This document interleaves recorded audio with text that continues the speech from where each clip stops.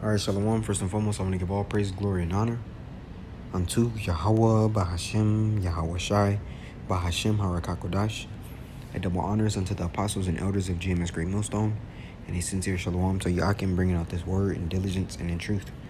Lowell in this lesson will be entitled, War Isn't Meant for Every Man, right? Now, this dude is, I believe he was a part of the Marines, but he was a sniper, right?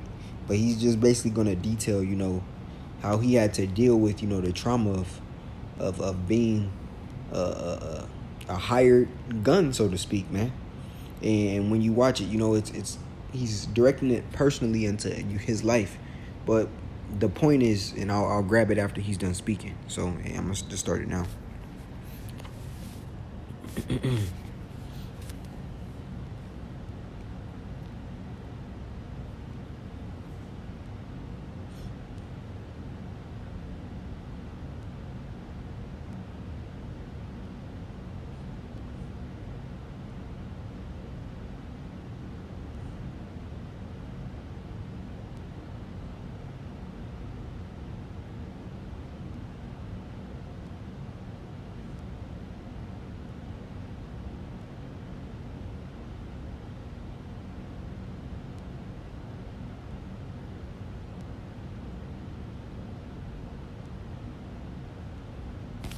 Everybody said he's good now, but it shows you the effects that war had on him, man. He sought to these different vices in order to cope, with the hells that he were catching. So I want to highlight this in the spiritual battle, man. Understanding that war isn't for every man. I want to start off with the book of Ezekiel, the 34th chapter and the 31st verse. Right, because we understand Yahweh Shemel Shai, as the scripture says, many are called but few are chosen, and we hope and pray that we be of that number and be chosen, man. Right, this is Ezekiel 34 and 31, and it reads, "But ye, the flock of my pasture, are men, and I am your power, saith the Lord Yahweh Bashim Shai." And that's important because understanding this in this army, that it is no women, man. The women are not on the front lines of this battle. That is not their position, nor is it their duty. Your duty is to be underneath your man who's under Yahweh Shai, man. So that's number one. No woman on the front lines. In Esau's war, you got women that's all different types of levels. You have women that's out there with guns, shooting. That shouldn't be happening, man. If it's men who are breaking down and losing it over these wars, how much more the women, right? Understanding that they're more emotional creatures. That's why when you go into the upper levels of the most elite militaries and branches, special force units and all that, there isn't any women, man. It's a man's job and duty, right? So understand that the Lord said the flock of his pasture are men.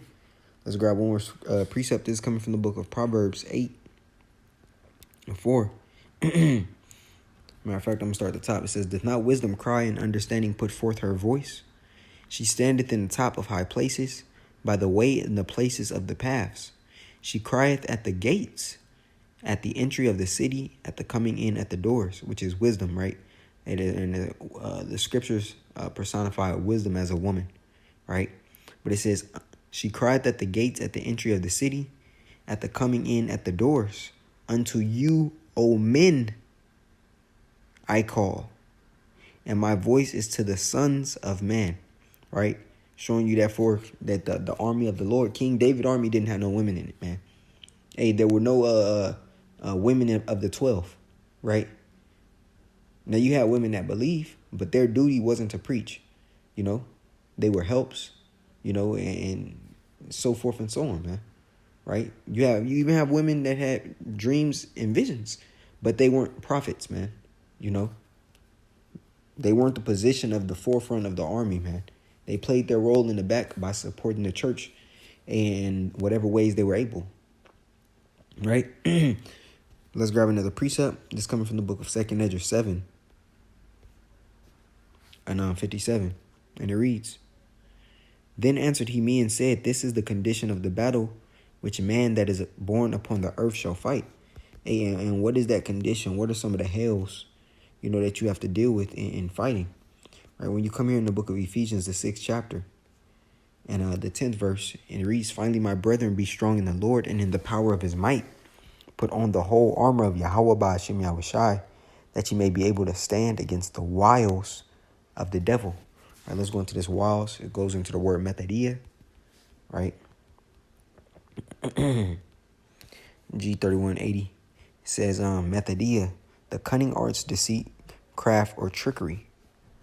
Let's see if it has any more. Right, and this is ultimately done by Esau, Edom, and spiritual wickedness in high places, as the scripture says.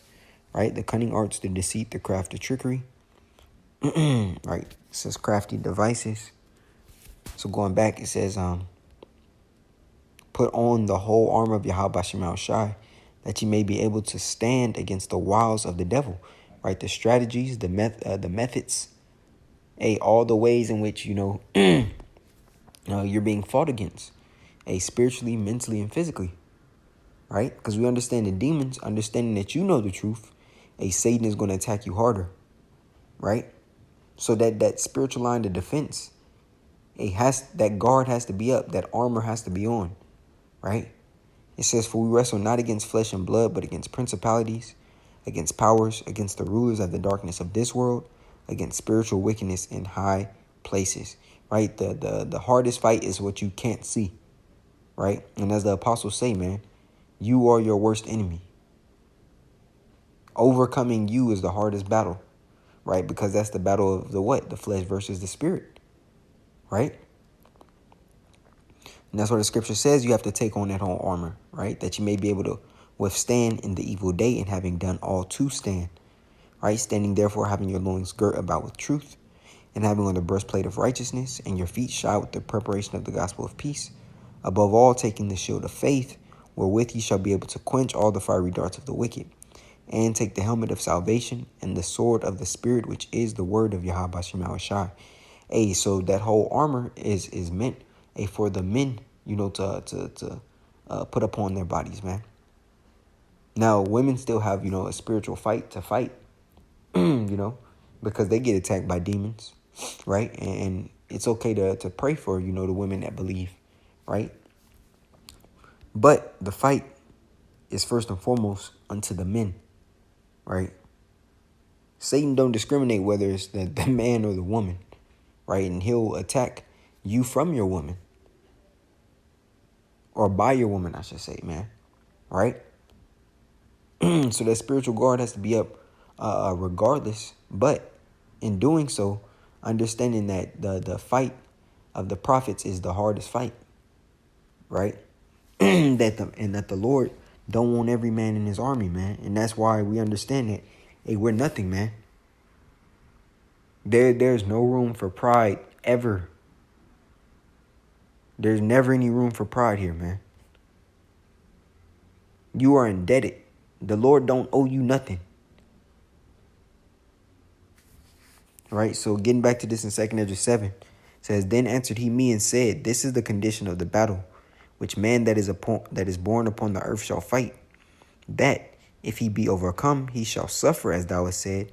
But," and this is what we're aiming for, "but if he get the victory, he shall receive the thing that I say." Right? Because hey, as you seen that Jacob there, man, and he was scarred, by what he experienced on that battlefield. Right? He had a mission to set forth, and he did his time, and he completed his missions. Hey, but in it, he's seen a lot of casualties on both sides, his team and the enemy. As the scripture even speaks about that, man. Right? Now I want to grab another precept, because this is coming from the book of Judges. You know how Yahweh Ba'ashem Shai basically used it, the sieve or sifting in that time during of Gideon. This is Judges 7 at the top. Then Jerubbaal, who is Gideon.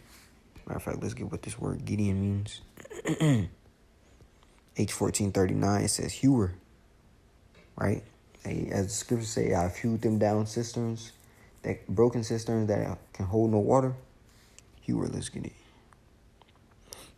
It says a hewer. It says a hewer is a miner who loosens rocks and minerals in a mine, right? But it's also, I believe, hewn, which is the act of cutting, I believe, as well. Let's see. Yeah, a person who cuts wood, stone, and other materials. Okay. All right, so let's get back to this. Right, to hew, to cut, to chop.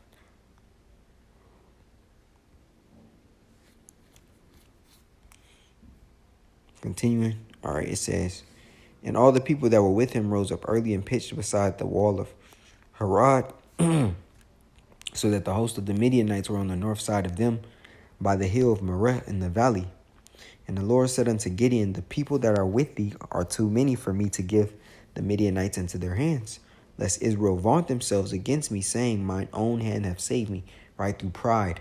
So here, hey, the Lord is showing that large number or quantity of people were all not meant to be in that war, right?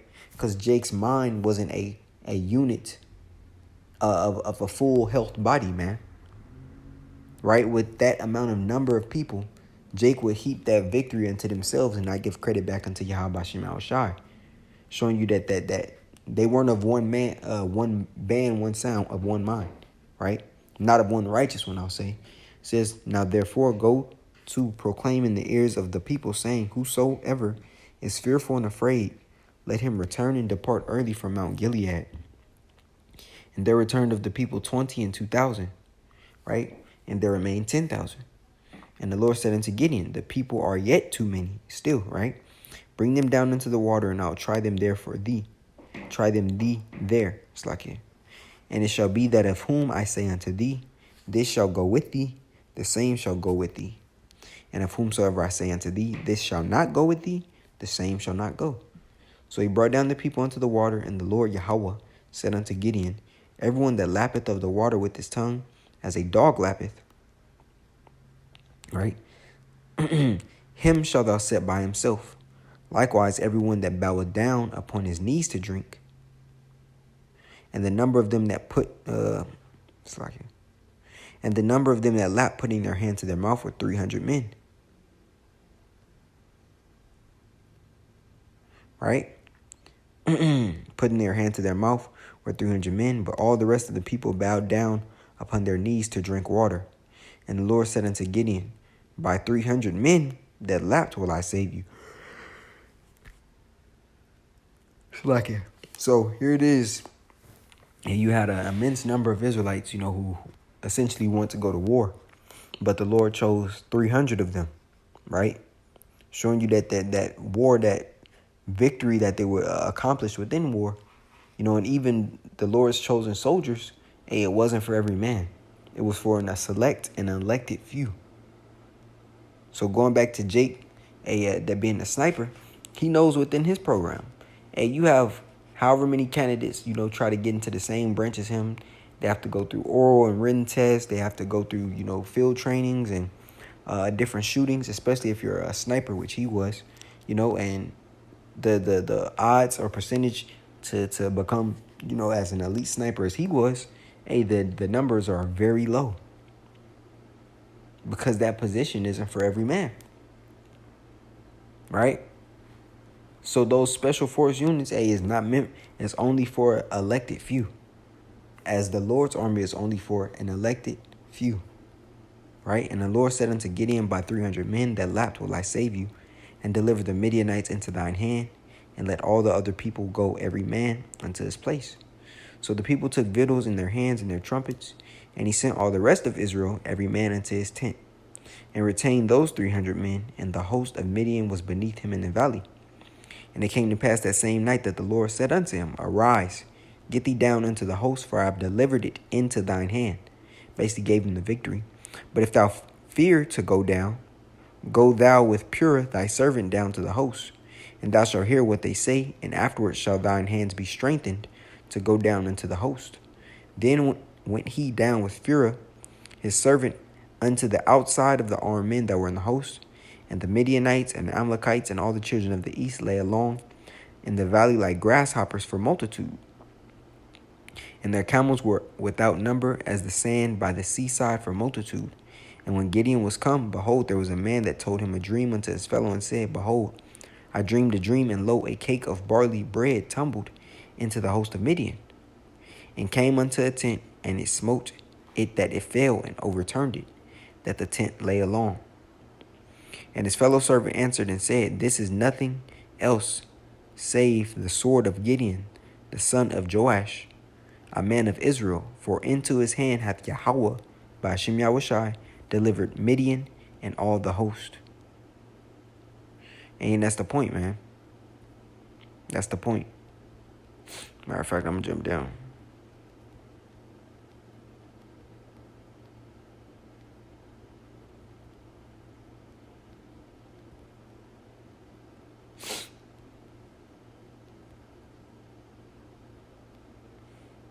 That's the point. Well, you can keep reading the account, of them actually going into the war and the tactics in which the Lord, allowed them to to do, and basically the rest of the dream. But the point is, a war isn't meant for every man, and especially this war here.